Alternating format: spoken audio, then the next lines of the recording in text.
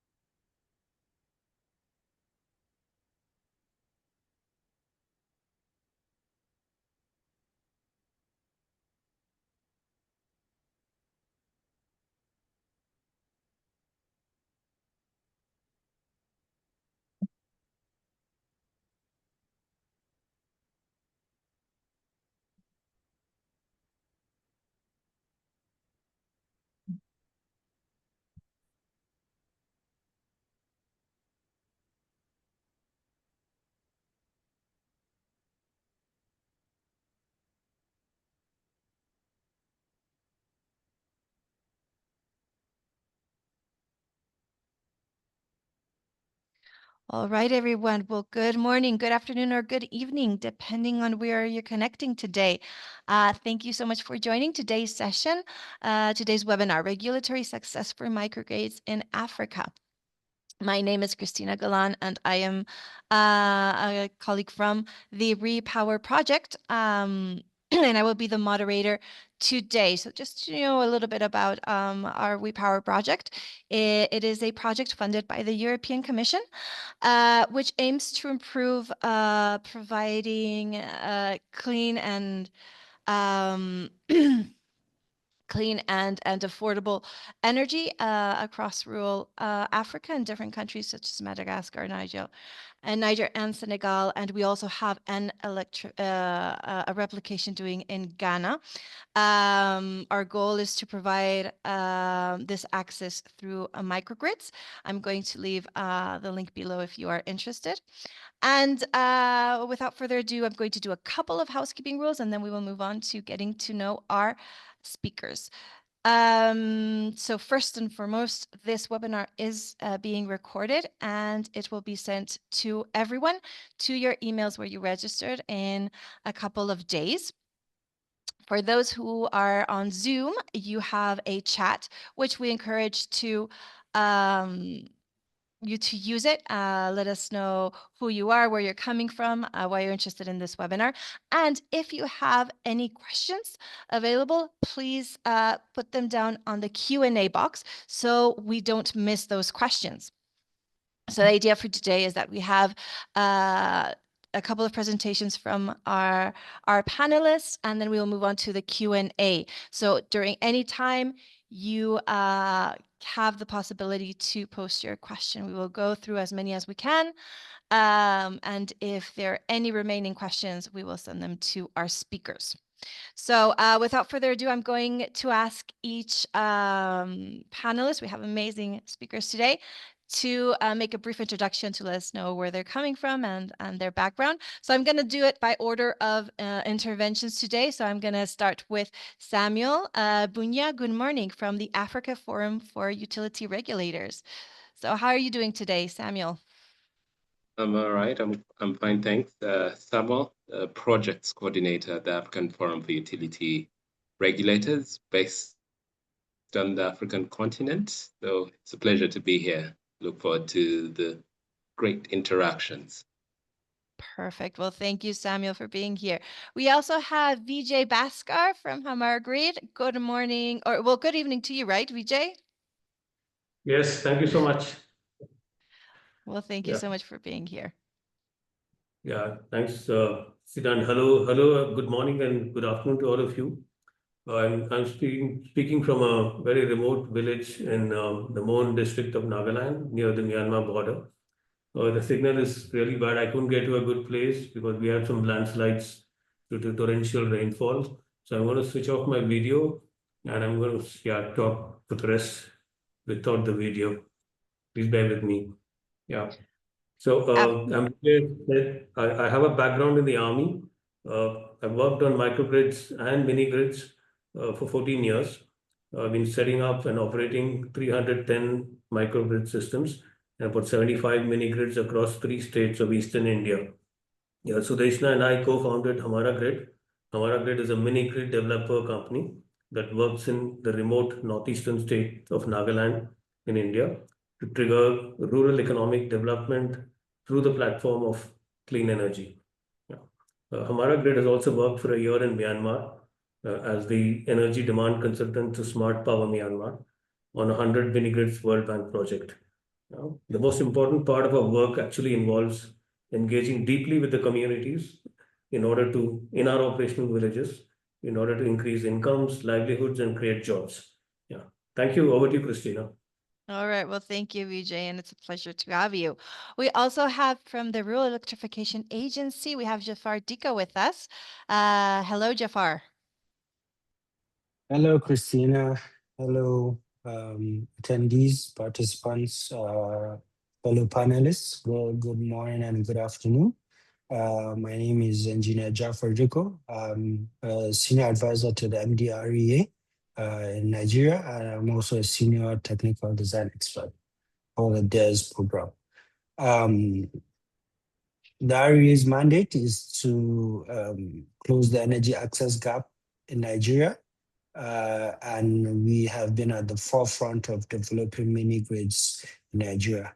Over the last 5 to 10 years, the area has deployed more than 300 mini and microgrids in the country. And I look forward to discussing the regulatory success we've achieved in Nigeria and how we can take lessons learned, improve it, and also share knowledge with colleagues. Thank you so much. Absolutely, Jafar. Well, thank you for being thank you for being here with us today. Okay, so without further ado, I'm going to start sharing Samuel's presentation. So it should be visible now. Samuel, let me know. Oh, you're on mute. Yes, it is visible now. I can Perfect. see it clearly. Okay. So we can move to the next slide. Okay. I'm going to be speaking about harmonizing regulations and tariff setting methodologies across the continent, and giving a bit of an experience of what AFU has done and why we're doing it. So first of all, I just want to kind of set the scene with defining the policy and regulation. The simplest way to look at this is that policy is broad, general. It's an aspiration. It's what you want to do. And then when you come to regulation, you're now looking at things that are legally blinding, things that are detailed, prescriptive. They set the standards, and this can include things to do with penalties for non-compliance and so on and so forth.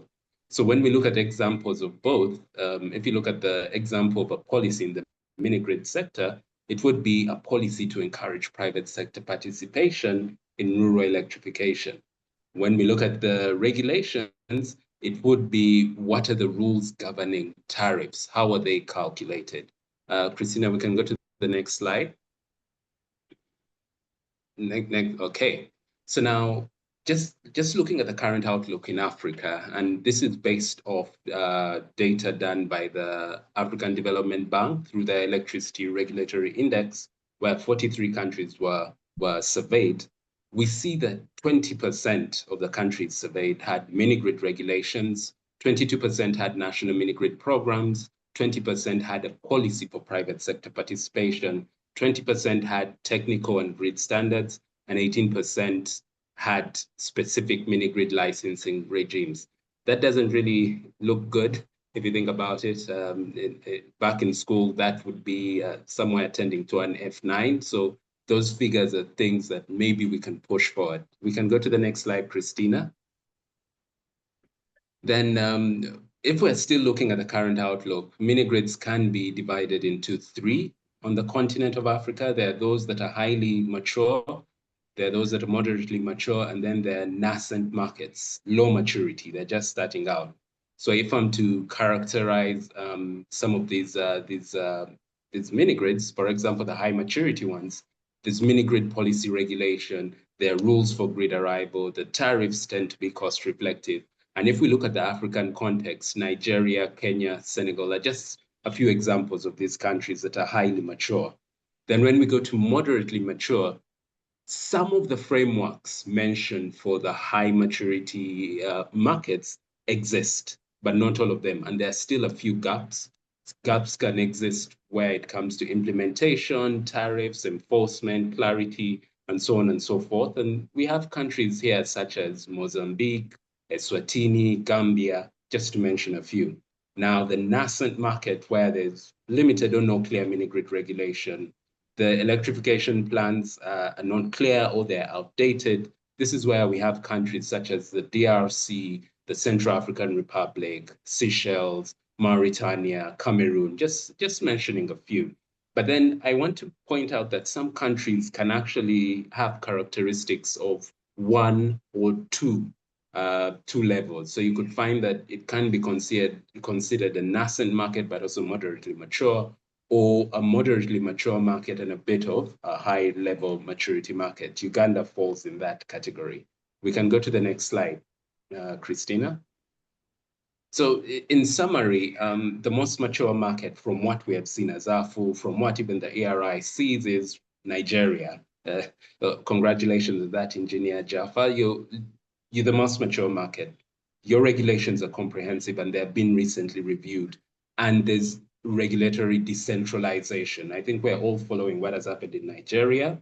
Each of the states are being empowered to have their own regulators, of course, with the national regulator maintaining oversight over all these. Then, of course, when we look at the Tanzanian market, it's one of the earliest developed markets. There are various owner categories, and this market has so many mini grids.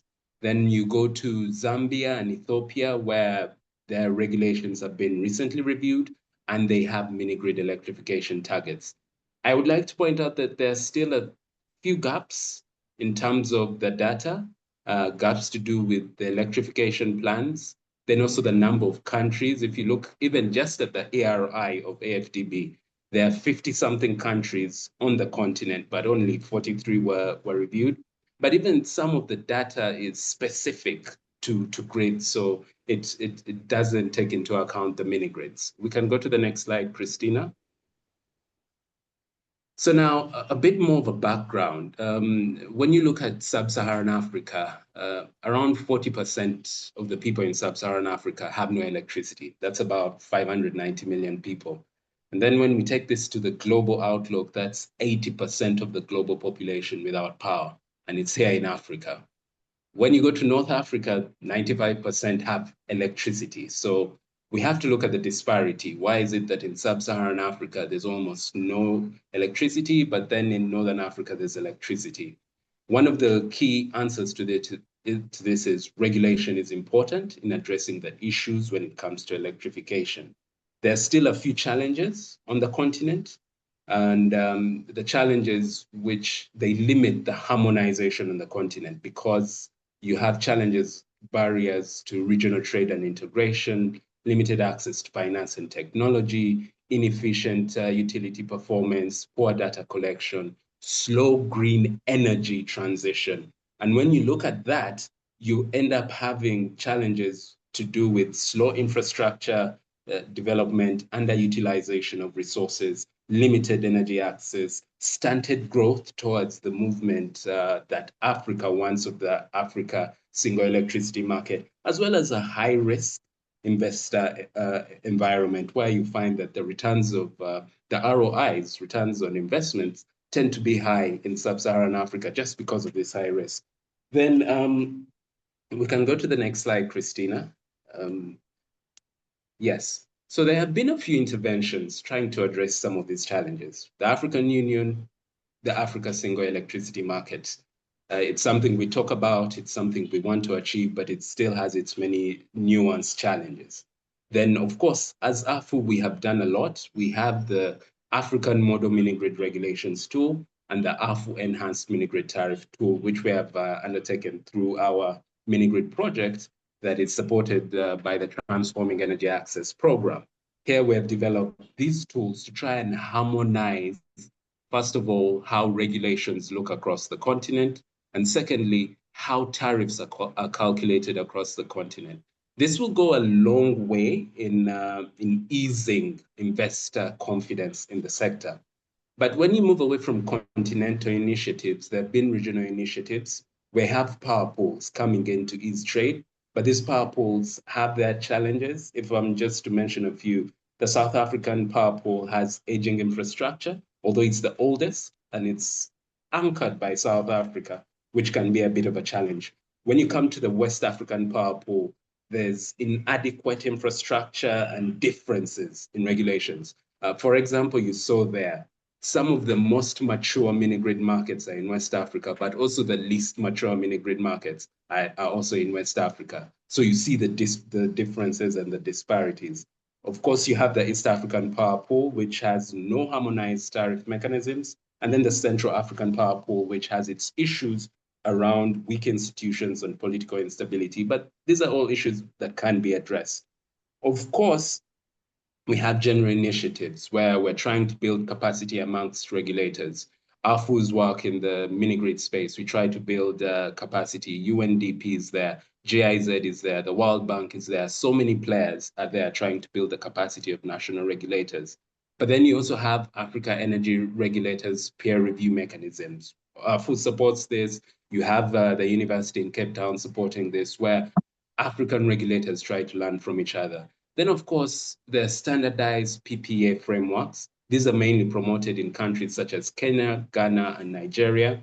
But also, we're trying to encourage the private sector to be involved. How? Cost-reflective mini-grid tariffs. I keep talking about our tool. It's based on a cost-reflective model. Interconnected mini-grid regulations. It's important to have this, as well as PPPs for rural electrification. Is there more to do for Africa? Yes. We need to align on regulatory issues, both at a regional and a continental level by empowering the regulators. We need to accelerate unbundling of the sector, but for countries that are insisting on vertically bundled electricity sectors, it has to be transparent. We also need to embrace the digital revolution, encourage local currency financing solutions. We can't always have the investors here in Africa looking for foreign funding. We need to get our local financing involved. We also need to align more at the national level, regional level, continental level when it comes to electricity planning. That's how we'll even possibly achieve harmonization and the single electricity market. Regulatory independence and capacity building need to be emphasized. We can go to the last slide, Christina. So our experience of the space is that there's still a lot more that needs to be done in terms of regulations for mini-grids. Countries like Nigeria can do a lot to teach other countries. For example, teach Burkina Faso, teach a country like Somalia, because in AFU, what we have noticed is that the differences are actually fewer than the similarities across sub-Saharan Africa. Then the tariff methodologies for mini-grids, the private sector can tell you they're tired of seeing model X, model Y, model Z. It's best we harmonize. As AFU, we have tried to address this. And it's good that organizations such as the AUC are embracing what we have done. We have partners like the UNDP as well embracing this work. But also there are still quite a number of issues that we have seen that when it comes to benchmarking and data issues. There are global trends, but African-focused data is still needed. Everywhere you go on the continent, everyone asks you, okay, yes, the global trends are there, but what are the African trends? We need to create more benchmarks that are specifically focused on Africa. And then we need to build the trust between the public and private sector. Otherwise, the mini-grid sector will not flourish as it should. At the moment, there's still a bit of limited trust, but we need to bring these players to the same table to speak candidly to one another. Otherwise, you won't have movement in the right direction. I believe, Christina, this is where my brief presentation ends. So thank you very much. Merci beaucoup to everyone. You can reach us on these emails, on the website for more information about mini grid interventions, or if you want to just discuss mini grids. Thank you, Christina. Well, thank you so much, Samuel, for that set of tone, a little bit getting us into topic. Just so everyone knows, this presentation will be shared to everyone. So I'm sure that Samuel's email will be there as well. So if you need to contact him, as he said, he will be available. Perfect. So thank you, Samuel, for your presentation. We're going to move on to VJ. Bhaskar, as you remember, VJ was not able to turn on his camera because his connection is not working very well. But VJ, we do hear you. Hello? Yeah, can you hear me? Yes, perfect. All right, VJ, your presentation is up. So whenever you're ready, it's all yours. Thank you. Thank you, Christina. Over the next few minutes or so, I will cover the evolution of the regulatory framework in India and the lessons we've learned. I also would like to give you a heads up at the outset that what we are talking about is quite different from the African context, which I will be discussing a little more in detail going forward. India, almost every village, every house is connected to the national grid. It's a huge achievement. So the mini grids actually operate in an environment where the national grid is not able to deliver. So that area where the national grid is not so reliable, not so dependable for many reasons. The area where I work in is jungle terrain, mountainous terrain, where we work in, and it's the lines. It's very difficult to maintain these lines, and there's several other systemic issues which I will talk about, which is why mini grids have a big market in India. Now, I'll now, I will also try and give you a heads up towards the end on further regulatory reforms that are happening on the public consultation stage in India at this point. Yeah, I'm by no means an expert on regulatory frameworks, but I've been a mini grids practitioner for 15 years, and we look at it from the lens of a practitioner. Yeah. So, so you heard what Samuel had to say, and I think we all agreed that governments work for the good of the public, and they try and balance, in as far as the power sector is concerned, the governments try and balance access and affordability and operational viability. Governments are extremely good at infrastructure creation. Like I just brought out that over the last few years, the Indian government has managed to reach almost every house in India, and that's really huge considering the size of our country. So just go back, Christina. Yeah. Now, they're good at infrastructure creation, but they're not good at running businesses. And again, there is this, Samuel just spoke about tariff fixing. There are a lot of, it's not so simple to fix tariffs.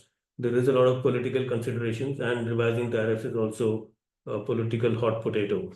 And therefore, uh, tariffs which are not cost reflective, tariffs which, because of poor demand management, and huge amount of transmission distribution losses, and the amount of capex that goes to strengthening these distribution systems leads to a logjam and poses challenges to growth of the power sector in general in any country. Can I have the next slide, Christina? Yeah, thank you.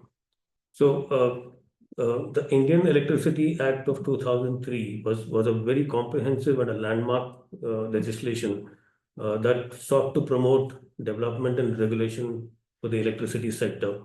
All the problems that Samuel just brought out, we were also having those similar issues in India, but this particular landmark legislation really addressed open access, competition, opening private players into the network, regulatory framework. We created Electricity Regulatory Commission both at the state level and at the national level in order to ensure that a very fair tariff was negotiated between the DISCOM, the consumer, the DISCOM, and the generator. So this worked fairly well for us over the last 20 years. And yeah, but the most important part when it came to mini grids was that, especially rural mini grids, was that the village administrations were allowed to enter into agreement with captive power product providers and arrive at a mutually acceptable, mutually beneficial tariff for both. So mini grid tariffs were in effect freed from regulatory control. Yeah, this is a huge, huge achievement. And this really means that today, Hamara Grid can go to any village in India which is not having dependable electricity, which is not having high quality electricity, which does not have 24 by 7 electricity, and have a discussion with them and then set up a captive power plant, have an agreement with them, negotiate tariffs, what is beneficial both to the community and sustainable for the mini grid company. Now, 100% electrification has been achieved. The focus in India for the government is now on reliability and quality. Yeah, but there are certain systemic issues around pricing, around cost-effective pricings, about tariffs which are subsidies and tariffs which are passed on to other sectors which make them unviable. So these are things which are the issues that India is now addressing. Yeah. You have the next slide, please. Yeah. So I'll talk about some of the mini grid characteristics in India, but I think they would be applicable anywhere in the world. The numbers may change, but these facts remain the same. And it's very important for regulators to understand these issues because mini grid regulations surrounding mini grids have to be viewed from these lens. Yeah. Firstly, the upfront capex costs are extremely high.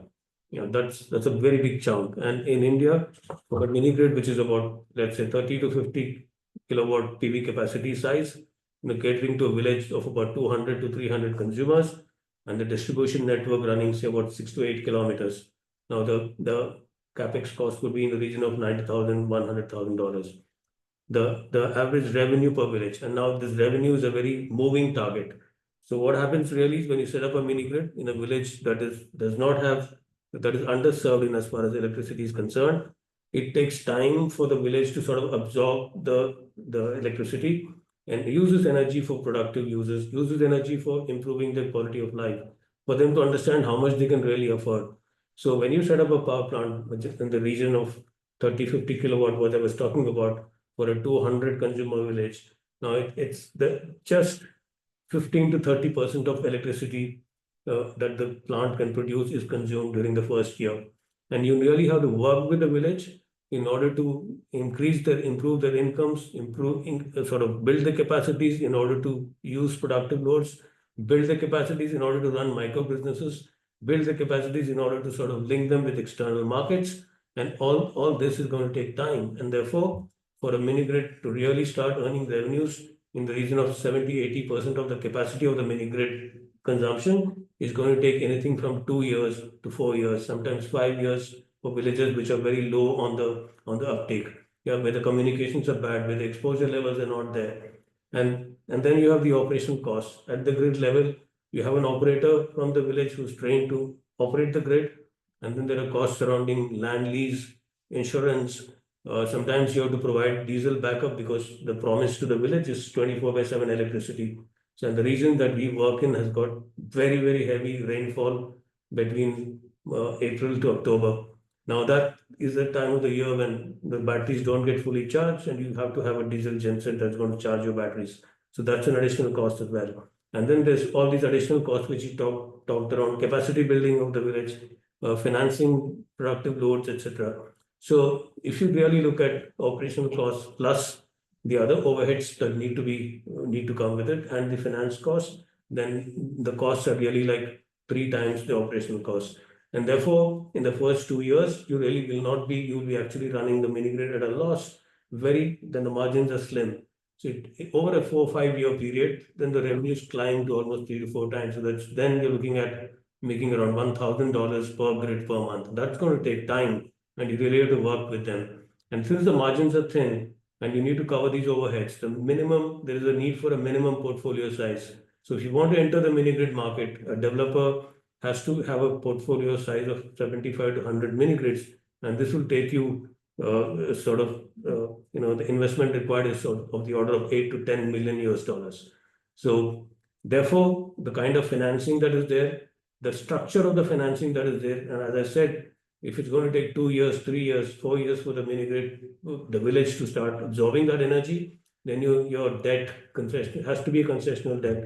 There has to be a bit of blended finance for the other parts of capacity building.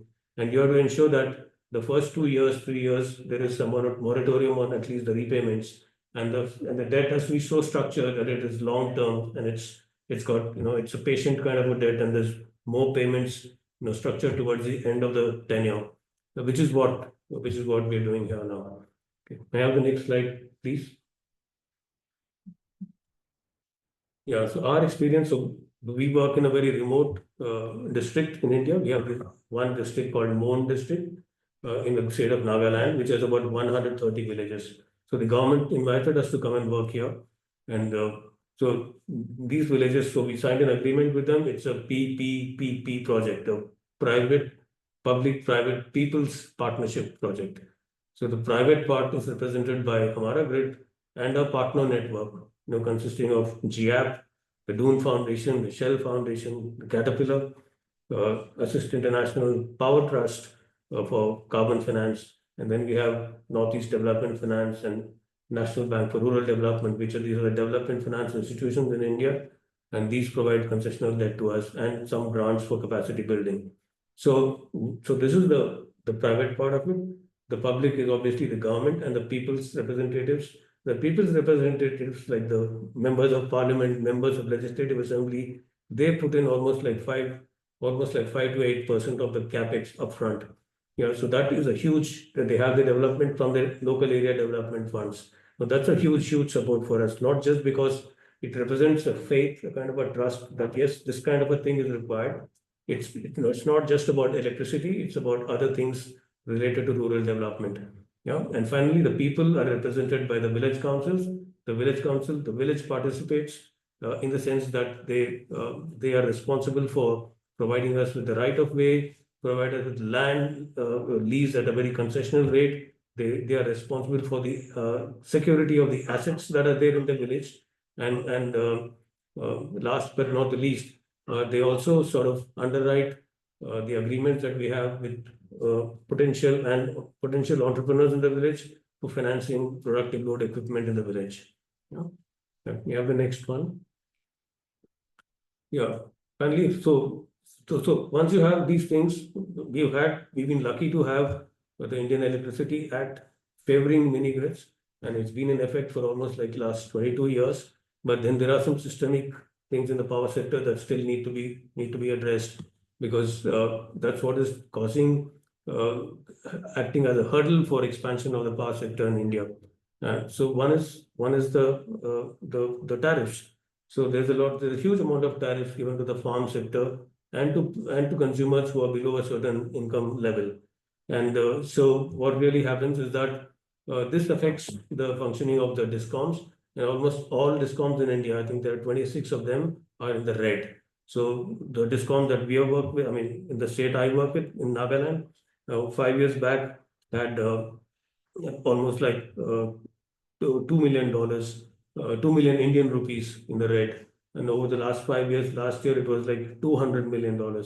So you can look at 200 million rupees. So you can understand that the amount of subsidy that the government is pumping for tariff subsidies is really huge. But sometimes these tariffs are this makes the discoms go into the red. Sometimes these tariffs are borne by other sectors of the economy. Like, so if you're going to subsidize consumers who cannot afford, if you're going to subsidize farmers who need to be subsidized because of certain reasons, then this subsidy is now passed on to the manufacturing sector. So the manufacturing tariffs are really high. The retail sector tariffs are really high.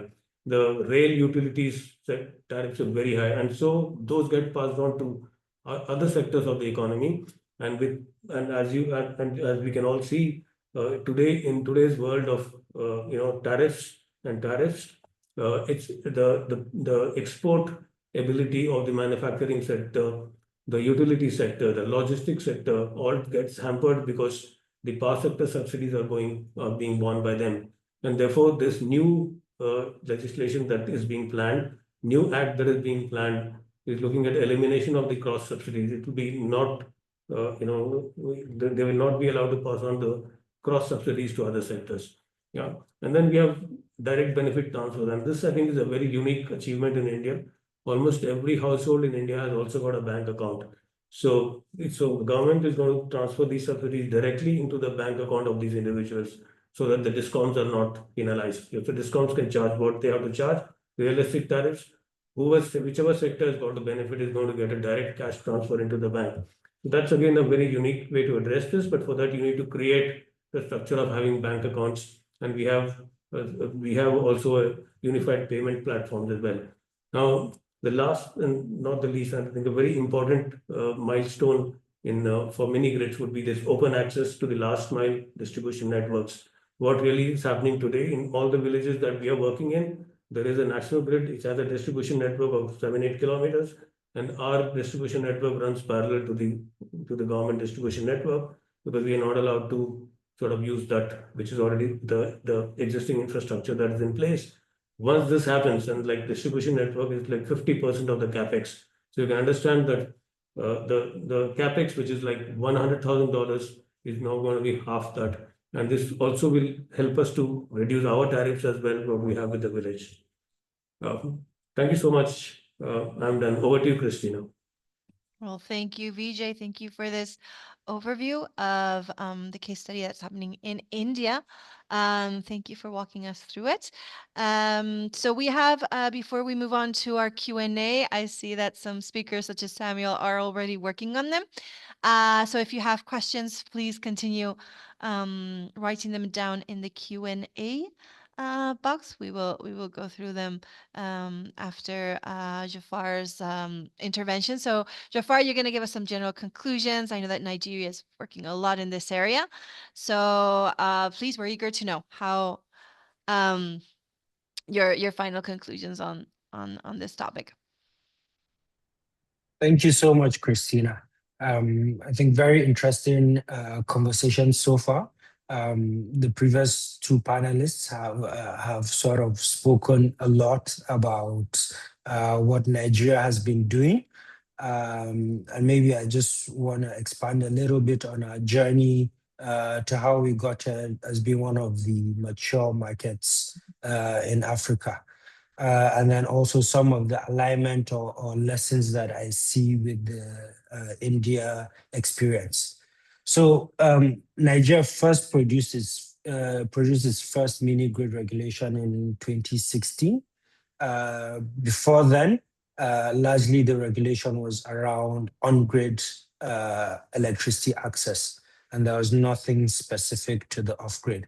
However, with the passing of the mini grid regulation 2016, it then allowed mini grid developers to begin putting up mini grids across the country. In tandem to that, we also had a liberalization of the financing of mini grids through result-based financing programs such as the Nigerian electrification of the area, which provided capital subsidies for developers to put up mini grids in the country. So that was quite a landmark regulation. And between 2016 to date, there's been more than 500 mini grids deployed in the country, totaling over 15 million connections. I believe in 2016, our gap was around 40%. I mean, the country has been growing since rapidly, large population growth, but putting over 15 million people connected using mini grids and solar home systems has been a huge achievement. So to consolidate on that, there's been two key regulations or policies that we've also been building. Number one is the updated mini grid regulation 2024. And I think, and not to what Vijay said, now one of the key improvements to the mini grid regulation is the allowance to do a portfolio application for licensing. Previously in the original regulation, you'd have to put in separate applications for each mini grid, but now you're able to put together portfolios, as you said, from up to 100 sites in your application. So I think that's the recognition of the need to scale up and how the economics also favor scaling up. Then additionally, there's also the landmark act of the Electricity Act 2023, which removed electricity laws from the exclusive list of the federal government and now allowing the subnationals to make their own laws around electricity, which has spurred so far from 2023 today, about 14 states have passed regulation, so they are now able to regulate the electricity sector within the subnational areas. This has been both challenging and an opportunity. Of course, having one national regulation or one national law, Nigeria is a large country, 200 million people, different needs, requirements, different economic circumstances. And so it was a little bit difficult to have one regulation to take care of everybody. But now that the subnationals are able to regulate, subnationals can sort of target the regulation to make it easier in their zones. However, of course, there's a risk that one of the biggest advantages of Nigeria is because of the large population. It is a large market. Now, if you fragment it into 36 different areas, then there's also the risk that you fragment the regulation such that people are operating sort of in 37 different silos, which is a disadvantage. So one of the things the RA has done is also to build a national electrification strategy and implementation plan. One of the key aspects of that is a sector-wide approach where the area, as one of the leading federal implementing agencies, works with the states to ensure that there's proper coordination so that the regulations are largely the same, with changes not being enough to sort of disrupt the market while allowing that individuality to still come through.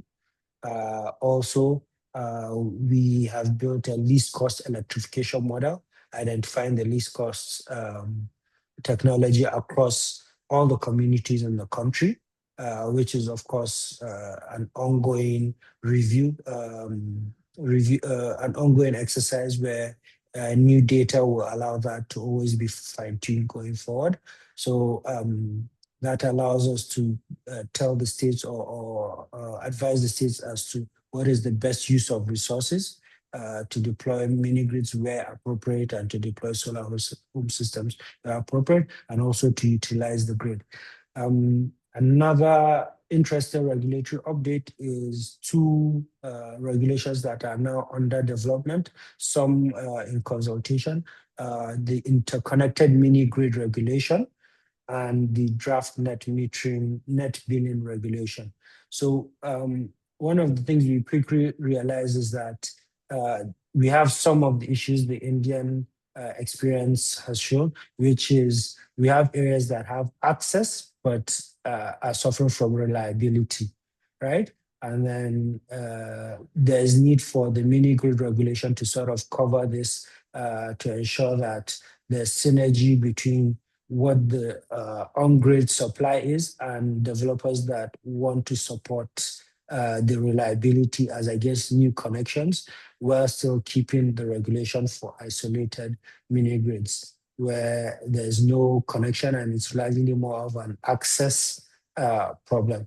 So that regulation is also in development, and it touches some of the issues Vijay talked about, such as open access to the last mile distribution and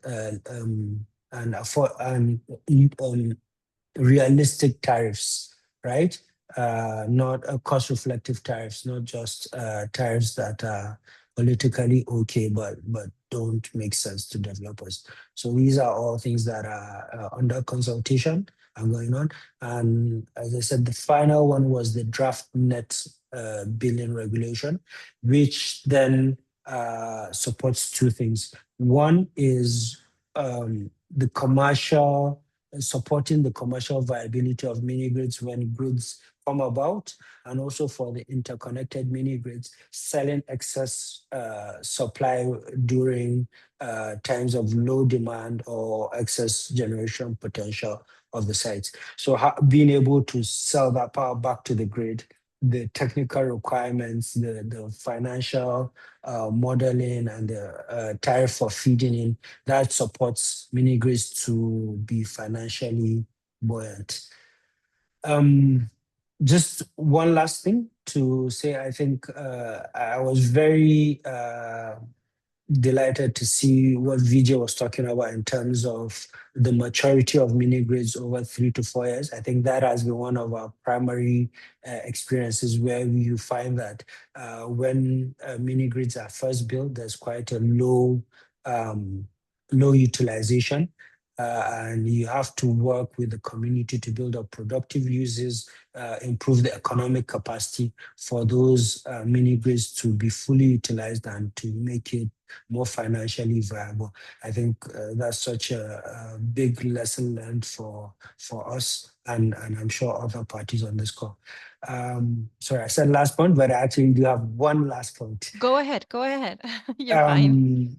We talk about knowledge sharing. We actually last week we had a knowledge sharing session with a team from Mozambique with the Rural Electrification Agency, and this is something that we're also very keen to do, is to share our experiences and also hear from other African countries and even other countries across the world in terms of their challenges,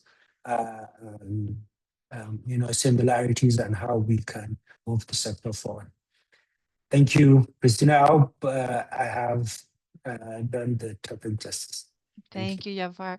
Well, thank you. Absolutely. It was very interesting, especially the knowledge sharing that you were just talking about, right? This is a little bit what we're doing here. So thank you for walking us through the initiatives and the scenario in Nigeria. So thank you, all three of you, for your interventions. Now we're going to move on to the Q&A. I see that some questions have already been answered. However, we will walk through. I think we'll have time to get through most of them.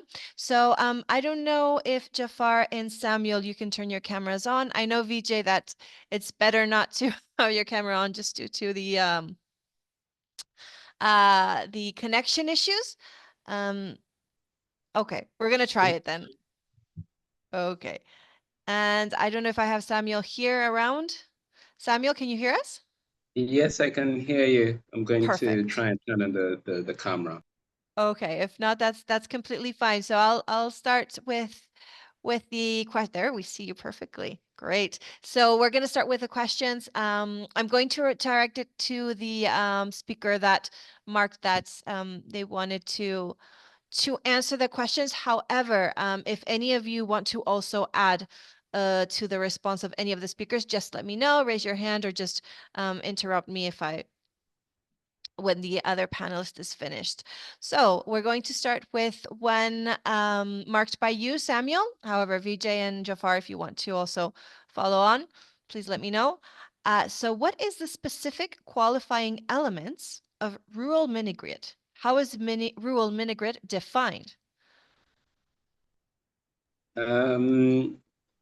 I think the reason I wanted to answer that is to give a bit of context. So basing from the question, I think it's from Mr. Belayan in Ethiopia. Yes. Yeah, that's for the difference between a microgrid and a rural mini-grid and things like that. So I did give the difference in the Q&A, but now a rural mini-grid is you could call it, the easiest term Africans would understand is the village, someone's village, where they come from, and an area that's not developed, it's not urban, it has little to no productive activity, but it has consumers there, it has homesteads, it probably has a little bit of processing in terms of, if I'm to look at the Ugandan context, maybe the animal, the animal processing of animal products, things like milk and whatnot, the agricultural products. So it would be serving such an area. And so that's what I would use to qualify as a rural mini grid. It's in a far off place. And maybe adding more African context is that these rural mini grids tend to be far away from the main grid.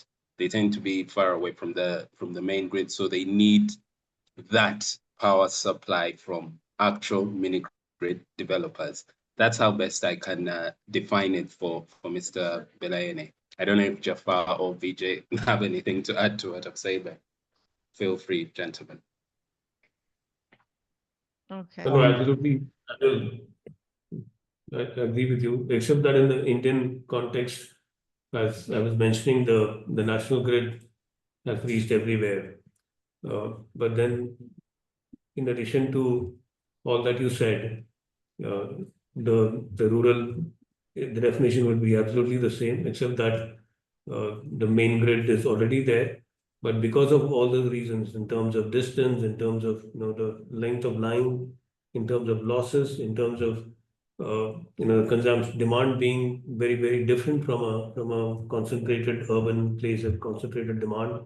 So rural mini grids have a very different context in which to look at, and they have a different set of, as Jafar said, the capacity building. They not the exposure levels are lower, so they don't take to energy so quickly, and because they've not had three-phase electricity, even now, rural there is a line coming, but the voltage, three face-to-face voltage of a three-phase line is so low that any machine that is more than 2 horsepower cannot run. So when they have to run, even with the presence of the national grid, because of the quality of power, they still have to use diesel to run heavy machinery.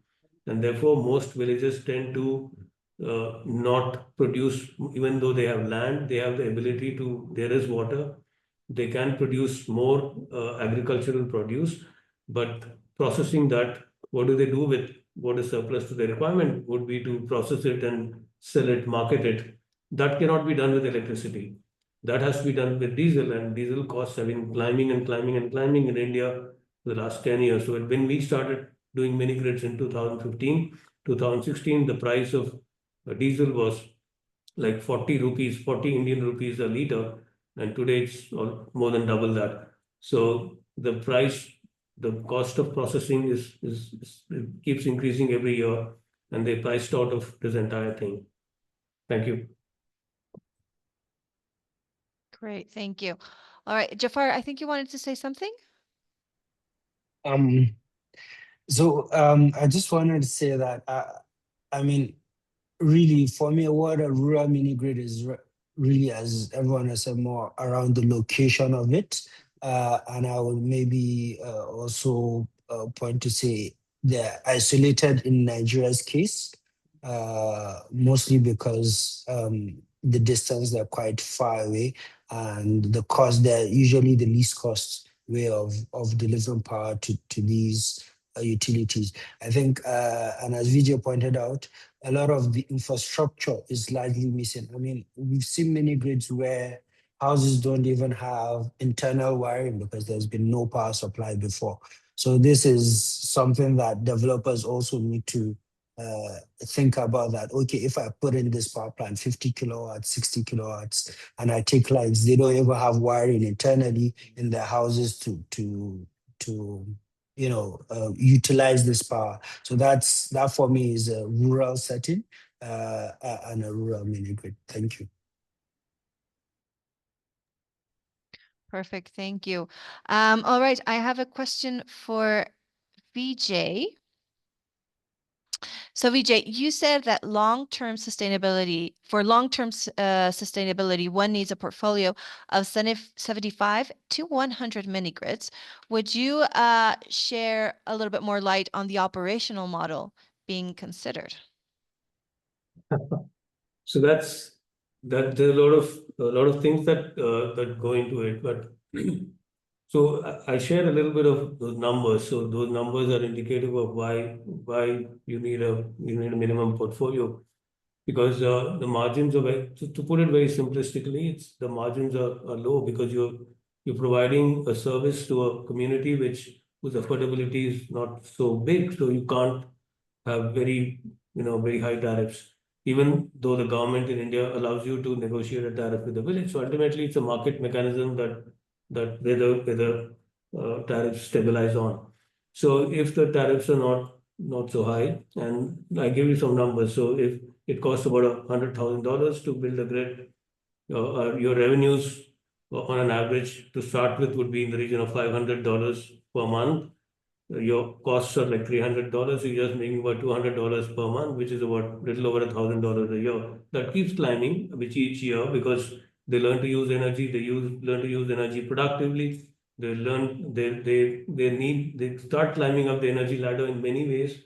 So maybe 3, 4 years, 5 years down the line, the margins are maybe like $100,000 per month. So that takes you to about $12,000. But that's 4 years down the line. And if you have to pay back this $100,000 in a tight time frame, tight tenure, then it gets very difficult. So that's which is why the interest rates which you can afford, you can't do anything more than a concessional debt. Sometimes you need blended finance because some grants are required to build the capacities of these communities. So with all this, there are these other overheads that go into building the capacities of the community. For instance, we're building a training center here with the help of Caterpillar and Assist International. And this training center is going to cater for about 15, rural entrepreneurs to be trained locally. And there are agencies outside with which we have to liaise to get their help to train master trainers in the village. Women, inclusive kind of training, that it's also got a cost. So all these things are also to be covered. So blended finance is a must if you want to develop the rural development to really take place. And since the margins are thin, you have to get break even at some point. So a minimum portfolio size is required. So to give you another figure, I mean, our costs per month are in the region of $17,000-18,000, everything included. So if you're going to have that kind of a thing, then and if you're going to make like only less than $1,000 per month, 4 years down the line, then you can understand what kind of portfolio that's required to cover these costs. Over to you. Thank you. Thank you, Vijay. All right. Jafar, Samuel, any comments? Good to go? Perfect. Next question. Jafar, so you marked this one. What type of interconnected mini-grids exists? All right. So in Nigeria, we have largely two types of interconnected mini grids, but we are hoping for a third type to come up. So the first type, which has been more prevalent, is the under grid mini grid. So this is basically what Vijay has described, which is a mini grid that is within a place that has existing infrastructure. However, in Nigeria, typically, maybe these infrastructure is not being currently used to supply power from the national grid due to various reasons. So I think there was a report by RMI on a village in Makoloki, somewhere in the southwest of Nigeria. I think it was one of its first of its kind, where the distribution network sort of leased the infrastructure to the mini grid developer, who then brought in the generation assets and fixed up the infrastructure and supplied power. So we sort of consider that as an interconnected mini grid. It really isn't. It's just that because the person didn't have to put up the infrastructure and is sort of working with the disco to utilize it, it's sort of sometimes referred to as an interconnected mini grid. Then secondly, we have interconnected mini grids where there is supply from the distribution network. So this also similar in the sense that there may be infrastructure already available on site, or the developer brings his infrastructure. But the benefit here is that the DISCO provides certain guarantees to provide power at some windows. So potentially maybe at night to reduce any diesel requirements or to reduce the battery sizing, right? So these are the benefits for the developers. And then for the distribution company, they have a one point of sale to a developer or the mini grid operator, and then they can recover the cost of energy that they've sold via that entity to the the people.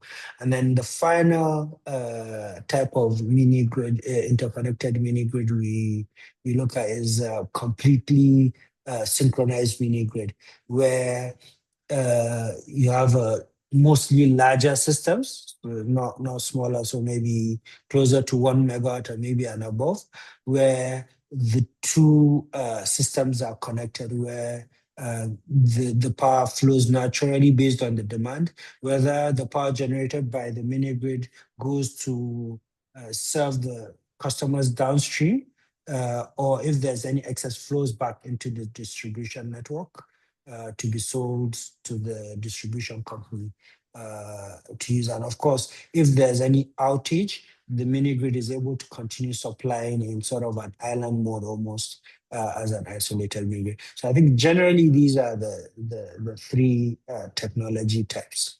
The commercial arrangements may be different, but the technology applications are really, thank you.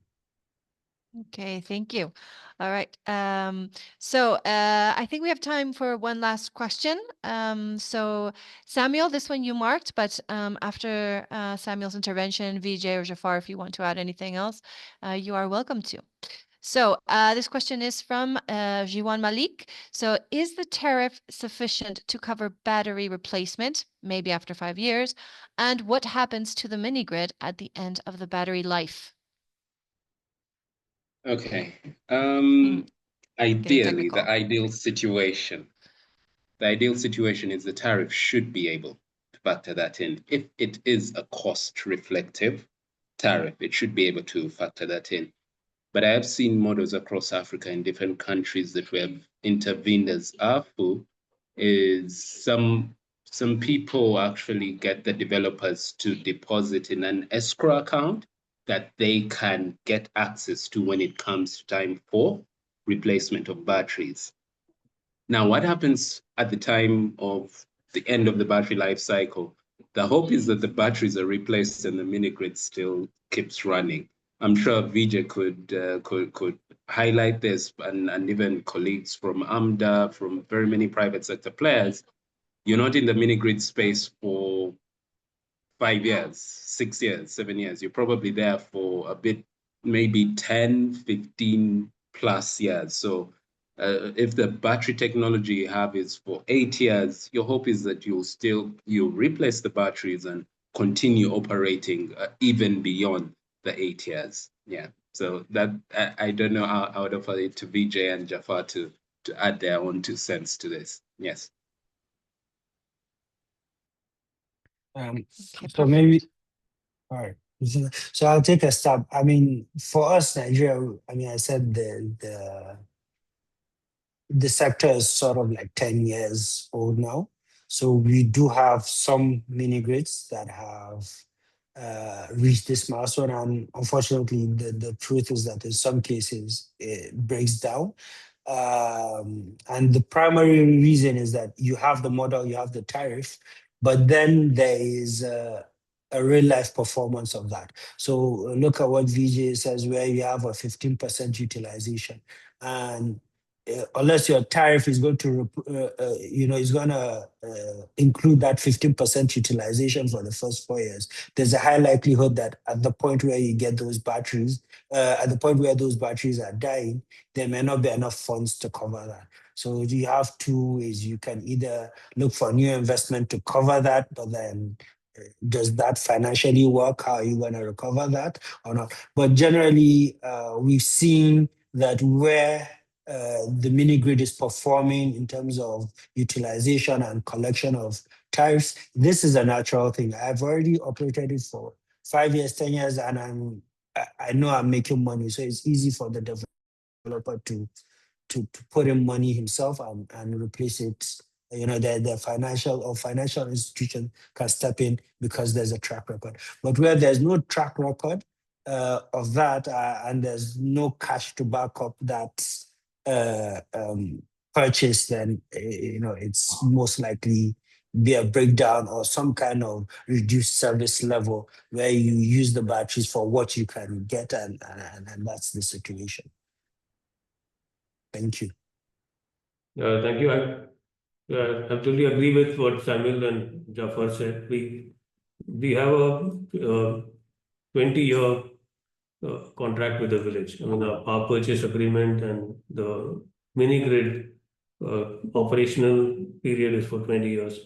So the village knows that we're going to be there for 20 years. And as Jafar said, you would require at least 3 battery changes. We now switched to lithium batteries so that maybe it'll be 2 replacements. But batteries have to be replaced. Some of the older grids, which we did in a different state, the state of Jharkhand, they came in for a change and they had to be replaced. So you get some almost 20% of the cost back because of the lead content of the batteries. Yeah, but you have to factor this whole thing in. The tariff has to be, I mean, has to include all these maintenance costs, not just the battery. Maybe the inverter has to be replaced as well after 7-8 years. There's a warranty for 5 years. They last for longer than that. There is a replacement to it. There are a lot of other components, many other maintenance issues that are there. We also run diesel generator sets in order to provide backup. Now, diesel generator sets require a lot of maintenance. They are heavy in spares. There is a cost associated with that as well. And when you're supplying diesel electricity through diesel to a village, we've so primed our smart meters that the price will be different, the tariff price. And the village knows that now there's been no sun for the last 3 days. It's been raining. The batteries are now getting charged with diesel and they're going to be stored. And that price is, when they're directly supplied with diesel, there's going to be a different tariff. So, thank you.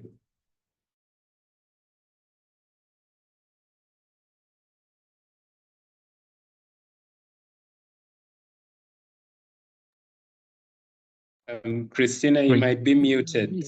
Yeah. I'm so sorry. I'm usually the one who has to say that. Thank you, Samuel.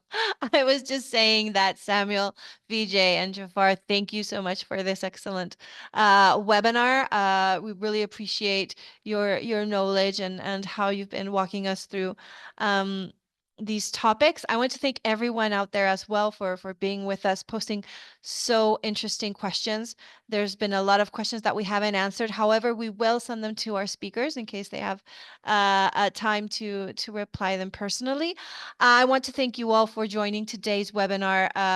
Hopefully we'll have more very, very soon. So we will keep everyone updated. And if you have any questions or would like to know more about our project or any of our speakers, just let us know. So thank you, everyone, and we hope you all have a great day. Yeah, thank you, everyone. Thank you very much. Thank you. Bye. Thank you. Bye-bye. It was a pleasure. Bye-bye.